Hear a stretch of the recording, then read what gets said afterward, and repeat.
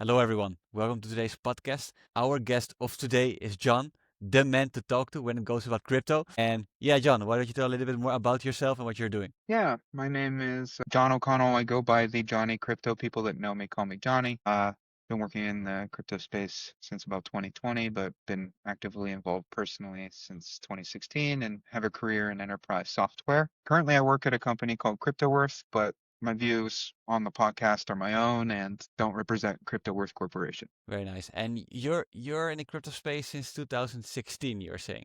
Yeah, that was my first dipping my toe in the pond. Like most people around that time, Ethereum was just in its infancy coming out, but mainly it was a Bitcoin world and still is. And looking at different mining solutions back then, really just educating myself. The idea that is, I guess you could say Bitcoin and every crypto asset subsequent is a very hard idea to digest. It's oversimplified in many discussions and then it's just immediately dismissed because of that. So I'd say it's an idea that's very hard to understand. Sometimes it takes a lot of time and depth, but it is also simultaneously an idea whose time has come, to quote Michael Saylor. So uh, I think that this is the time to be talking about that in a meaningful way. And I don't think that it's a like open discussion for what it is and what it isn't now. I think finance has more or less declared it as digital gold. It's just up for everybody else to continue to understand why, which takes a long time. So one of my favorite conversations to have. I also have been a go-to-market leader at multiple different startups over the course of a couple decades here. So I've started as a database salesman for a database called Vertica, among other softwares that I had represented prior, but traditional enterprise software. It was inside of a HPE at the time. It spun into Micro Focus and I believe is now inside of OpenText, but I was a OEM rep there for Palantir back in like a 2015 time frame. So it was pretty early on in their career. I think it's a household name at this point. And then ever since I got more and more into different types of OSS distributions, I represented the enterprise version of a toolchain automation software called Jenkins. And I did a QA software and then firmly landed in what is now called the subledger space in crypto accounting. So I've been there for about 4 years now. Very nice. And in the crypto space, right? It's upcoming. They say like crypto still is very small towards the potential where it's gonna go, right? Like, what do you see like right now are the biggest struggles like people are having towards like growing in the crypto space? And how do you see like a solution for that? Yeah, so regulation's important. I mean, accounting, so my lens on the crypto industry comes from SaaS-based distribution of a crypto accounting platform. That is what CryptoWorth is, and I've worked at other companies that did similar functions. The core of accounting is basically a cousin to regulation. Like the reason why you're doing accounting more than 50% of the time is to generate financial reports for regulators from a business perspective. Now, those are still relevant in order to run your business, but most people don't understand assets and liabilities. They understand profit and loss, right? But generating revenue on the front end and then getting through all the expenses to an assets and liabilities report. That's something that's actually learned over time if you're a business owner. It's not something that you come knowing. You learn how to read those statements and get to more comprehensive financial reports. And those financial reports get broken down into different relevant industry functions. And there are many inside the crypto space, all of which are unregulated at this point. Rapidly becoming regulated, but unregulated still. So um, I think what gets me out of bed in the morning is I think I work to help commoditize crypto accounting because it's very expensive to generate those financial reports for crypto native businesses, for businesses that are building what they call on-chain, on-layer chains right now. Oftentimes they're building what's called decentralized apps, which are smart contracts, and they are basically revolutionizing the financial space in the background. Sometimes it feels like the dark web, but most of this is actually pseudonymous transactions, meaning that they're not completely anonymous and they're only transparent to generally the people that they want to be transparent to. That's the point of cryptography is if I want you, Joey, to know that I am sending you this transaction and we know each other, just like cash transaction, that's good enough. And then it's up to you to do your reporting and regulation to regulators wherever you are in whatever jurisdiction, Amsterdam in your case. And I'm in Pittsburgh, Pennsylvania, US. It's up on me if you're sending me money that I need to do my good faith as a citizen. Now, very quickly you sprint towards a philosophical discussion. It's what is money? Who should govern it? Uh, how should it be reported? And that is where this regulation for each individual jurisdiction is starting to come into play.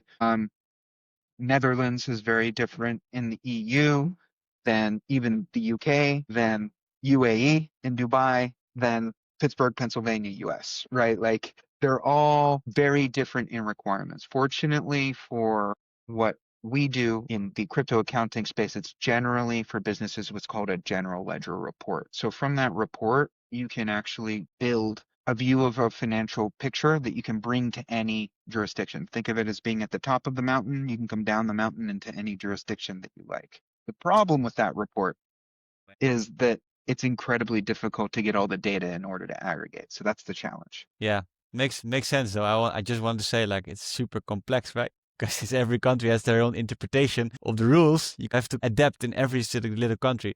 So it does make sense if you have something which can quite be applied with every country, but at the same time, what you're saying, there might be an issue with all the information. And towards what you're doing, right, at Crypto World, like what makes you guys unique in this space? Yeah, I think we're more able to aggregate the data in a meaningful way to end businesses that they can then immediately hand to their financial professionals or their fractional CFO or bookkeeper or accountant in a form that they understand. So we take raw crypto data, which is stored inside of a node, generally speaking. We run it through a proprietary data pipeline, and this is true of anybody in the subledger industry. And then the end deliverable is something that every accountant on the planet understands. That accountant's usually sitting in a jurisdiction and he knows what to do with that information. But the gap between the raw data and how it needs to be processed for an accountant to understand is actually very wide. The subledgering space is rapidly making that more and more understandable, and that's the industry that Crypto Worth is in. Very nice. What's the biggest risk if there's like raw data coming in and there's like the accountant and he doesn't really understand what's going in, he interpret it in its own way? Like, what's the biggest risk? Yeah, you're always going to have data gaps. So, what's great about the Crypto Worth team is that they fully understand where the data is and how it needs to be processed to the source. They're really great on educating early accountants and financial professionals on their journey into crypto or how to find those gaps and those blocks. But then beyond that, for the people that have been in it for 5, 6 years, closing publicly traded companies, we're able to meaningfully provide a higher feature set for a much lower cost than most of our competitors in the space. Very nice. Like you have quite some bit experience in the crypto space, but as well in different companies. And what are some of the biggest lessons you've learned throughout your career, right? You being in different places. And yeah, could you elaborate on that? I think the biggest thing that I've had to digest as well as everybody else is like what was working a decade ago didn't work 5 years ago, hasn't worked since 2 years ago, and now we're in a different state. COVID broke everything. I don't know if this is true, but I heard that it was easier to source inside the United States a rose, which I know is applicable in the Netherlands, and it's like the floral capital of the world.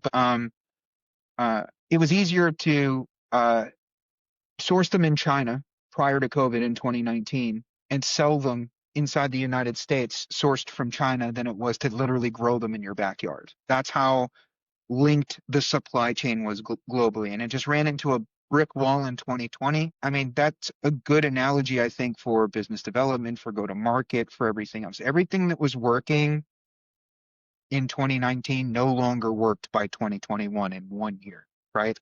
How to get a hold of people, the strategies to get a hold of people, how to meaningfully go to market changed. I think that working in a lot of large sales teams, I saw that many of the VPs of sales and CROs, they would oftentimes pitch to executive teams this metric-based smile and dial, which is persisting to today, which helps them keep their job for about 18 months, maybe longer. but oftentimes doesn't engage meaningfully with end clients. More since 20, say, that meaningful engagement, that human interaction became more valuable and less understood by corporate America. And then from 21 to 23, you have LLMs and ChatGPT enter. So the robotic operational smile and dial, mail automation, LinkedIn automation, if people were to use those tools, other forms of meaningful text based SMS became more and more popular in that period of time just to try to get a hold of somebody. All of that broke in 2022 into 23, especially time frame. And so for the past 2 years, a lot of people are sitting there scratching their head. How do you meaningfully engage?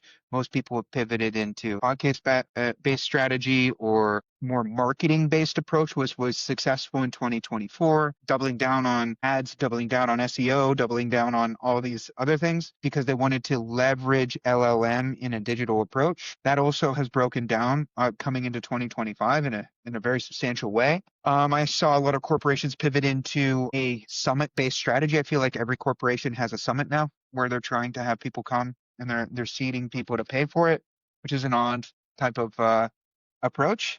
But it is, I think, finding some traction for people. At least you're putting the fish in a barrel that you're, I guess, trying to go after. It makes sense. The ROI has had diminishing returns depending on the industry that you're in. Maybe if you're the first mover in a crowded industry, it's meaningful, and that is a one that persists. Most of the competitors to CryptoWorth, for example, have a summit of some sort, and they're trying to like bring people to that. I find that going back to the basics, like the basics before the basics is the most meaningful way to actually have that sort of engagement. So what I found is doubling down on engineering and products, having a meaningful engagement while you have digital interactions like these, and then focusing on when you do attend events, having meaningful human interactions on a human level is the best approach. And then 45 minutes of an hour meeting on what it is to be a human between two people interacting, and then 15 minutes on business, which is actually way more common in Europe where you're spending time on that prior to having a business conversation, where in the US you could dive right in. Like it's a different politics in different places in the global landscape. There's different types of engagement that are socially acceptable. But what I've found is when you're actually in person with somebody, ultimately people do business with people. And so that's the meaningful layer that is still resonating. It's how you get those initial conversations that are the harder part. It's pretty interesting what you're saying because things which happened like Corona changed everything. But then after Corona, things are moving so quick. Something which was working last year isn't working anymore this year. And my question to you is, with the pace, with everything which is going on, as well with AI nowadays, right, which everything is moving so quick, how do you make sure as a company, because in this podcast, there are a lot of founders like watching this podcast. How do you make sure in this fast-paced environment, right? How do you stay on top of the market where things are just moving so quick? How do you make sure like you're on the ball every single day? Yeah. First and foremost, you got to block out the rest of the world. You got to control what you can control. So there's a way to show up to work every day, make sure that there's a relatively controlled environment. There's no emergencies happening 2, 3 times a week that you're having to deal with. You're taking care of yourself and your family first. You're not worried about money things in the background. You have a plan and roadmap in front of you so you're not stressed. But putting all of those things down and getting to the actual business, if you're trying to meaningfully land product market fit, which is an open conversation that you can have with your investors or with any meaningful mentorship group that you're in, right now, both on a professional level, but also personal professional level, but also the product that you're launching into the market, you got to get hyper specific. I think the adage when we were growing up, when we talked to our parents and grandparents, they said, you have to be a generalist, be a jack of all trades. You'll always have a job. Not only professionally as a career, once again, my career is in crypto accounting. So crypto is a nascent industry, like you pointed out at the beginning of the podcast. And the support function of accounting for that nascent industry is a bespoke function. It is incredibly niche. And then there are different forms of accounting that you can even go even layered than that. So if you're a subject matter expert in crypto accounting, you are in an incredibly small group of people with a very high amount of subject expertise. That beats AI every time. And it will for the next 5 to 10 years. Will it forever? Probably not. But like we're changing rapidly every single year moving forward. So let's just look 3 years out. How do you AI proof your job, AI proof yourself? You have to start getting specific. Nobody can get specific on the professionalism that they need in order to be a subject matter expert in a particular industry, unless they love that industry. And then you can't build a product for an industry that you don't understand and that you don't love. Maybe some people can, but the most common mistake that I see in crypto accounting, because crypto is a very engineering heavy industry, they immediately assume that they can understand accounting and ledger. They've never taken an accounting class. They think it's very easy because they know how to move around data. How hard can this be? It's extremely hard because accounting is human context and you're turning raw data into credits and debits oversimplified. Most people don't realize how hard that actually is. And so they start building it themselves instead of meaningfully engaging with a community of people to spec that build and or meaningfully engaging with a buy decision to go out for a vendor relationship to solve the problem. So coming back around to the conversation as it relates to a business, your business needs to be hyper focused. And if you're the leader of that business, that industry that you're picking for that business, you also need to be a subject matter expert and needs to be solving a problem that's hyper focused. And what's driving that momentum and that drive has to be your enthusiasm for that industry, generally speaking. Otherwise, AI will probably just duplicate what you're doing. Very nice. Let's say throughout all the lessons you've learned, right, in the last years, maybe throughout like your career, like if you go back in time and you look back at the lessons you've learned, the struggles and the challenges you had, what is one thing you would do differently with the knowledge you're having right now? Yeah, it took me a long time to find that passion. So I actually graduated with a degree in film in cinema. I was a camera engineer by trade. I worked on proprietary camera systems that made 3D live action features. And what that means is 3D on set with real people. And, maybe this is foreshadowing for what we're all living in today. But we had to take two cameras and we had to take a two-way mirror that split the light 50-50. And we had to get digital cameras behind that and do a bunch of post processing on 150-pound camera systems that we were building. And we facilitated that all the way to on screen. That was displaced in 5 years from 2008 to about 2012.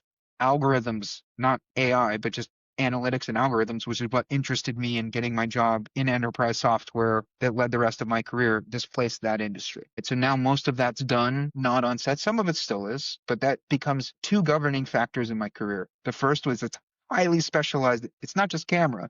It's a highly specialized camera in a highly specialized department in a nascent industry that is the film industry, right? So that's one thing. And the second thing that I got out of that was technology will continue to advance and displace any particular job. And that has been true since the dawn of time. It's just happening faster and faster, and now even faster and faster, orders of magnitude, probably with AI. So I've always kept a lookout at what's on the horizon, generally speaking. I've always never underestimated technology. I've given it its respectful due. Another way to say that is if you're in warfare and one side has bows and arrows and the other side has gunpowder and everything that comes out of having gunpowder meaningfully, and you just say, well, we're just going to do it the way that it's always been done, you're probably going to lose. So you never underestimate the up and coming technology instead of just outright like dismissing it like a lot of people do with Bitcoin. I think it's very important, especially at this stage of that particular asset, not other crypto assets, not stablecoins, but Bitcoin itself, to fully understand what that is. Take the 5 to 10 hours with an open mind and go in and educate yourself. Find your buddy that's been talking about it for a decade that you don't actually want to have a conversation with. Get a little more educated on it because it's coming for the financial industry and it's changing it in a meaningful way. And like all technology, like a gun, it can be used for good or bad. It can be used for defensive purposes or it can be used for very nefarious purposes. Any technology is that way. Fire, same way. You have things that fuel entire industries through power plants. You have arson. There's any number of different examples that you're giving. Technology is technology. So stay ahead of the curve, educate yourself on what's to come. Yes, a lot of these cycles are followed by hype. IoT was a big hype after in the big data space. Bitcoin and blockchain itself had many different hype cycles that were a part of that. Not bubbles, not tulips, in my opinion, but a meaningful pattern and curve for what it is. So understanding how patterns work, how technology works, and identifying those patterns and coming alongside an industry that is growing like cryptocurrency, getting more and more into a subject matter expertise on that bespoke offering. And then out of that subject matter expertise, launching a product and meaningfully engaging with that audience, that total addressable market, is, in my opinion, the best way to land a SaaS product with the experience that I have. Very nice. And let's say towards the people who are watching, right? And they're like, wow, there's a lot of value on here. I think you dropped a lot of golden nuggets. But let's say they're watching this podcast and you can just give them one thing, one piece of advice, right? They can start implementing straight away after the podcast. What kind of advice would you give to these founders? You have to understand finance and you have to understand accounting. Um, the world that we're moving into with AI and with blockchain and with crypto and digital assets is becoming hyper financed. So everything that was relegated to stock exchanges is now spilling over into public blockchain like Ethereum and all of its competitors, of which there's hundreds. And it's in a permissionless architecture. So what is rapidly coming is an unstable foundation in traditional currencies like the dollar, where if you're not focused on understanding how finance works at a global level, it doesn't matter unless you're that rocket ship company that goes to 100 million, which we're all shooting for, right? Like in 2 months or whatever, in 2 years or something like that. If you're the rest of us, the other 99 products, the ones that are trying to meaningfully generate revenue and have a 30% growth at minimum and achieve that, that 30% is literally going to be eaten away by what's coming in blockchain. So it's incredibly important, even if you don't like it, even if you don't agree with it, even if you think that it's a bubble, even if you think that it's for scams, even to understand what it is and be able to meaningfully understand what that is and how to protect yourself from that scam in that regard because you meaningfully understand it or have a reaction to it that's meaningful for your business.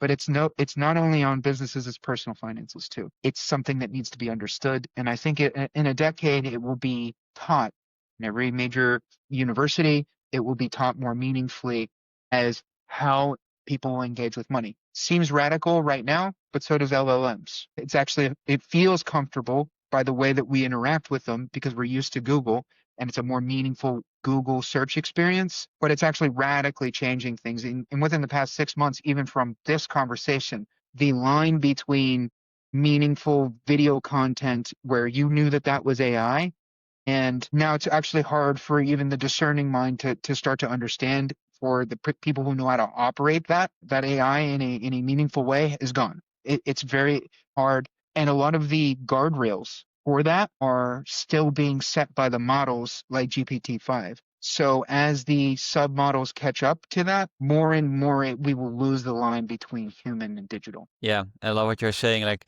educate yourself on finance, but this goes as well with what's going on right now in AI, right? Things are moving very quick. One of us traits we human have when things are pretty new, it's pretty uncomfortable because we like to be in our comfort zone. We like to keep like hold on what we know. When things are scary, we don't like to go that way, especially like in the world where we live in right now. It's like you are forced to like tap your toes into what's going on because there is just so much going on right now, right? So it's like either you're gonna educate yourself and learn from it, or you're just going to miss out massively and see competitors like actually educate themselves and you're going to miss out. There's the arms race, like you're describing, like you're building up arms against the enemy. But there's also a human response that because a small group of people in the world right now control these big LLM models in these large tech companies, it's hard for the individual populace to have an actual meaningful response. You're often hearing AI and blockchain, but nobody's really having a conversation as why those things are meaningful and being put together.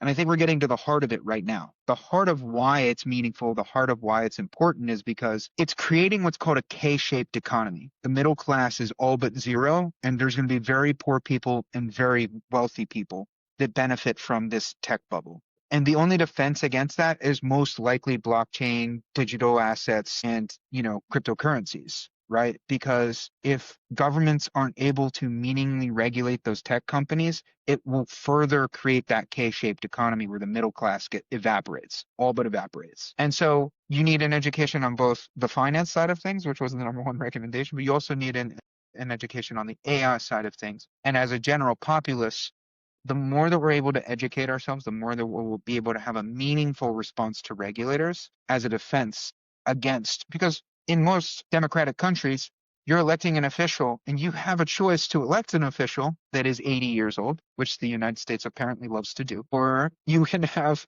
elect an official that actually understands the technology that's governing the world that we actually live in. I think more and more that's what you're going to see. I think you're going to see younger candidates come globally. It's already happening.